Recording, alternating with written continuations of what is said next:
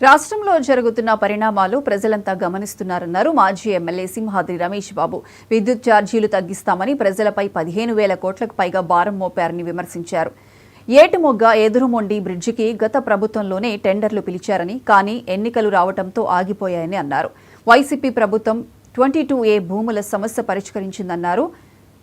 MLA Buddha Prasad బంధువుల కనుసన్నల్లోనే బియ్యం, మట్టి, ఇసుక అక్రమ రవాణా జరుగుతుందన్నారు. చెల్లపల్లిలో ఎడ్లబండి కార్మికులు ఉపాధి కోల్పోయారన్నారు. ప్రభుత్వం కక్ష సాధింపు చర్యలకు పాల్పడితే అందుకు తగ్గ ప్రాయశ్చిత్తం అనుభవించక తప్పదన్నారు. ఎలక్షన్ అయిన తర్వాత మీ ప్రభుత్వం వచ్చిన టెండర్ పిలిచారు, దాన్ని ఎందుకు పని పూర్తి చేస్తారు అంటే పాత గవర్నమెంట్లోనే శాంక్షన్ అయింది అంటారన్నా, దాన్ని ఎట్టాగొట్టా చెడగొట్టి చివరి చేద్దామనే ఛాన్స్ ఉంటుంది. కంపోస్ట్ యార్డ్ అట్టాగే శాంక్షన్ వచ్చింది, ఆ కంపోస్ట్ యార్డ్ చూస్తే అక్కడే ఉంది. ఇవన్నీ మేజర్ సమస్యలు పెట్టుకుని మీ ఇష్టం అవుట్ ఫాల్ స్వీజ్ మాట్లాడితే అవుట్ ఫాల్ స్వీజ్ పాత ప్రభుత్వం నాశపెట్టుంటాడు.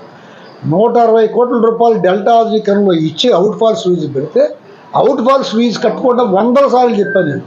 అవుట్ ఫాల్ స్వీజ్ కట్టుకోకుండా వంతెనలు కట్టి పక్కన రివెట్మెంట్ వాల్ కట్టావు. రివెట్మెంట్ వాల్ కొంత ఉపయోగింది. ఆ వంతెన దగ్గర వంతెనలు కట్టి అవుట్ ఫాల్ స్వీజ్ కట్టకూడదు. ఇవాళ ఆ ముందు కూడా మా మీద వేస్తావు.